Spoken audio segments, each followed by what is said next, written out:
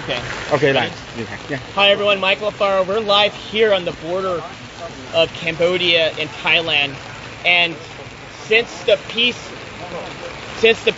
agreement was reached, the ceasefire, Thailand has continuing to insult President Trump by violating the peace agreement by putting up barbed wire fence and invading the peaceful people that live in this village. And you have to come with me to see this. Look over here. Look at all these innocent people, these children. Akon. Hello.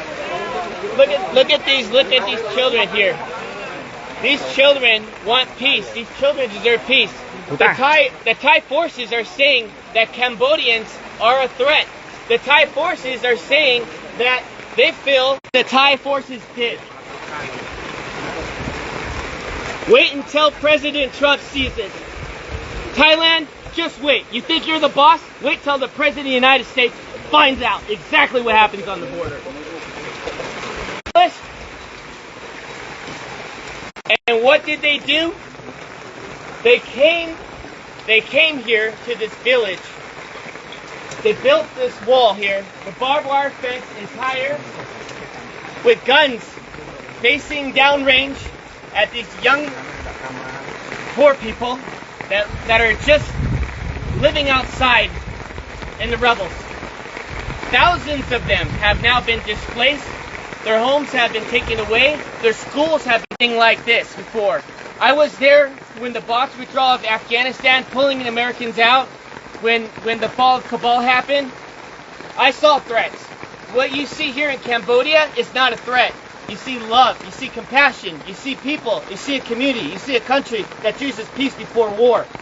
And what Thailand is doing right now is not just a violation of the Paris Peace Accords, it's a violation of President Trump's call to ceasefire. Since President Trump called ceasefire, the day after, Thailand invites Cambodian soldiers to come meet them at the border to shake hands and take a picture of them. What does the Thai forces do? They went and they kidnapped 20 Cambodian soldiers. And still today, on day 17, they have yet to release the 18. They only released 2 because one of them was completely disabled and the other one is. They are being very, very silent. And the media has been very unfair here. The media has been unfair to the Cambodian people, just like President Trump. The media has lied about President Trump, and the media has lied about what's happening here on the border. So I want you to see for yourself. I want you to see right here. Do you think this barbed wire fence is safe for children at night to go play, to sleep, to go to school? Do you think it's safe for the children to be constantly worried that if artillery rounds have to drop on their heads? When that happened, when the war broke out, there was no soldiers here. Not one soldier, because there was no threat here. Just honest farmers, just trying to make a living. And now what happens? You get the Thai saying, oh, the Cambodians are bringing soldiers on the border. The Cambodians are causing a threat now because they want to protect their sovereignty. Well, you know what I think? I gotta say it as it is. It's a bunch of bullshit. And you know what? Thai forces needs to have some dignity. A home here costs $3,000. $3,000. The average home here in this province, in this village. And they want to go ahead and take their home away. These farmers are honest, and they deserve dignity, and they deserve respect. And I'm calling on all my friends in the White House correspondents. I'm calling all the senators and the congressmen that you work for.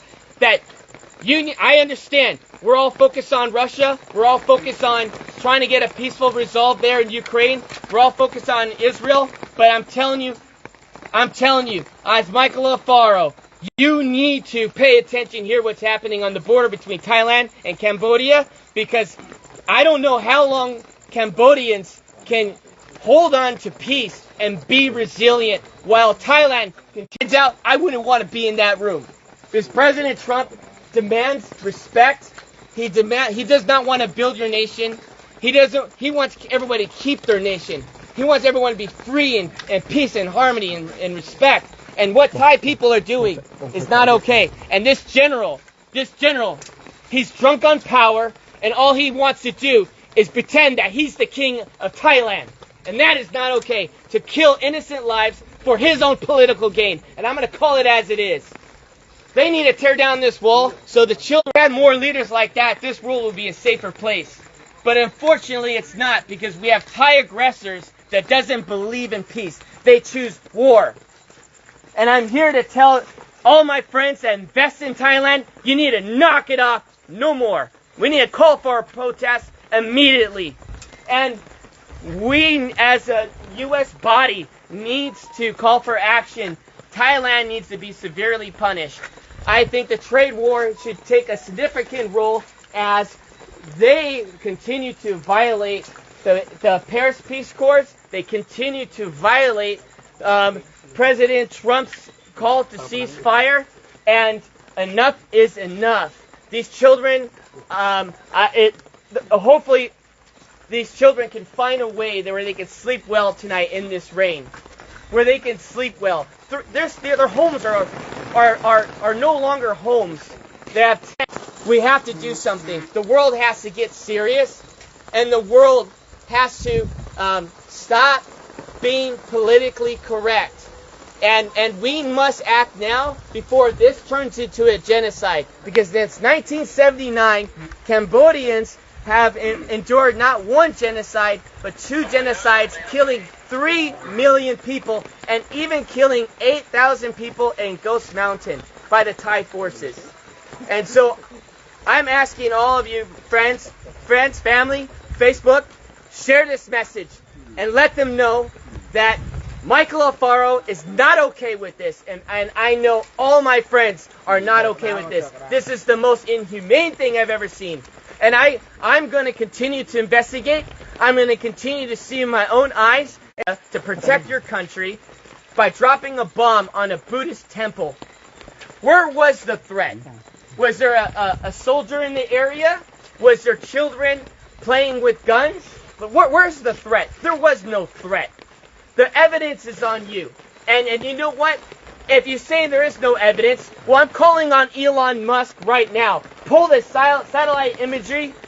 Pull up the satellite imagery that shows that Cambodians were just one day, a threat to Thailand.